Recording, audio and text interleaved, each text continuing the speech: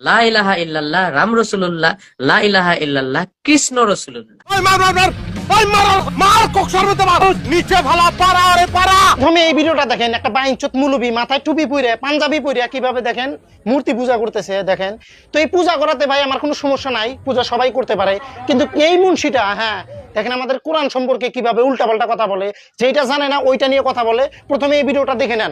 Rise মই আজি গম পালো মই বোলে কাফিৰ হৈ গলো, মই গম পোৱা নাছিলো। সূৰা নম্বৰ 2 আয়াত নম্বৰ 34, সূৰা নম্বৰ 2 আয়াত নম্বৰ 98, সূৰা নম্বৰ 103 আয়াত নম্বৰ 3, দুৰ্গা পূজা কৰিব পাৰিব। সূরা নাম্বার 2 আয়াত নাম্বার 34 ওখানে লেখা আছে পূজা করা যায় না। তোকে মাদারসত এই যে স্যান্ডেল দিয়ে মারমু বুঝছস শালা মাকসুদু মুস্তাফা কামাল আজহারি। তো মুখের ভাষাটা খারাপ করতেছি, কেউ মাইন্ড করবেন না, চলেন সূরা নাম্বার 2 আয়াত নাম্বার 34 কি লেখা আছে সেটা আমি প্রমাণ করে দেই। সূরা নাম্বার 2 আয়াত নাম্বার 34 এখানে কি লেখা আছে শুনেন।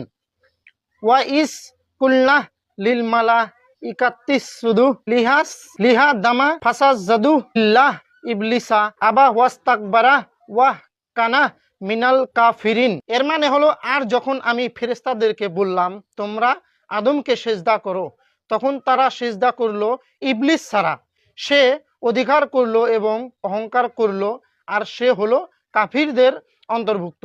তো এখানে এটাই বলছে আল্লাহ যখন হ্যাঁ ফেরেশতাদেরকে বলেছেন যে তোমরা আদমকে সিজদা করো, সব ফেরেশতারা কিন্তু আদমকে সিজদা করলো, একজন করলো না, সেটা হলো ইবলিস। ইবলিস নিজেকে একজন মহান ভাবলো যে আমি কেন আদমের সামনে সিজদা করব, সেজন্য কিন্তু আমরা ইবলিসকে কাফের বলি এবং ইবলিশও বলি। আর সূরা নাম্বার 98টা অনেক বড়, এই সূরাটা যদি আমি ভিডিওতে বলি তাহলে ভিডিওটা অনেক